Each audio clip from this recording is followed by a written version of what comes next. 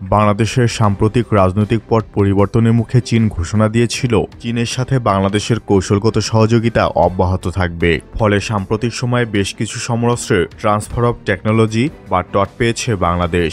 এর ধারাবাহিকতায় চীনের সমরাস্ত্র প্রস্তুতকারী প্রতিষ্ঠান নরিনকো বাংলাদেশকে PF-98 অ্যান্টি ট্যাঙ্ক রকেট সিস্টেমের প্রযুক্তি হস্তান্তর করেছে।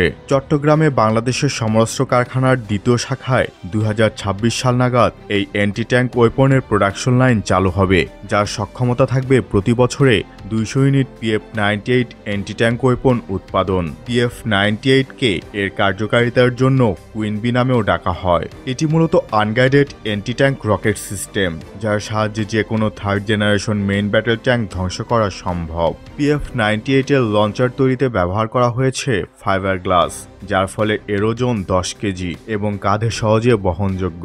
অ্যামুনেশন সহ এর ওজন গিয়ে দাঁড়ায় 26 কেজির আশেপাশে। এছাড়াও বাংলাদেশ সেনাবাহিনীকে ইতিমধ্যে FN-16 এবং QW-18 ম্যানপ্যাড বা কাঁধে বহনযোগ্য বিমান বিধ্বংসী মিসাইলের প্রযুক্তি হস্তান্তর করেছে চীন। প্রযুক্তি হস্তান্তর এবং প্রোডাকশন লাইনের সহায়তার লক্ষ্যে চীন বাংলাদেশ অর্ডিন্যান্স ফ্যাক্টরির প্রায় 200 জন কর্মীকে PLA স্ট্যান্ডার্ড অনুযায়ী অনসাইট ট্রেনিং দিচ্ছে।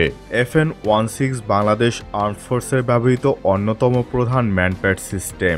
এটি একটি third generation passive infrared homing MANPAD. Chinese সেনাবাহিনীর হাতে থাকা ম্যানপ্যাড সিস্টেমগুলোর মধ্যে সবচেয়ে লেটেস্ট মাল এগুলোই। QW-18 হচ্ছে বাংলাদেশ সেনাবাহিনী এবং নৌবাহিনীর ব্যবহৃত একটি অত্যাধুনিক চতুর্থ প্রজন্মের ম্যানপ্যাড এয়ার ডিফেন্স সিস্টেম। এটি 30 মিটার থেকে 5 কিলোমিটার উচ্চতা টার্গেটকে ধ্বংস করতে সক্ষম। যুদ্ধকালীন সময়ে এই নাক ছিটকানো ম্যানপ্যাডসও বহু ইন্টারন্যাশনাল প্লেয়ারদের বেইজ্জতি করেছে। এই ভিডিওটি তার প্রমাণ।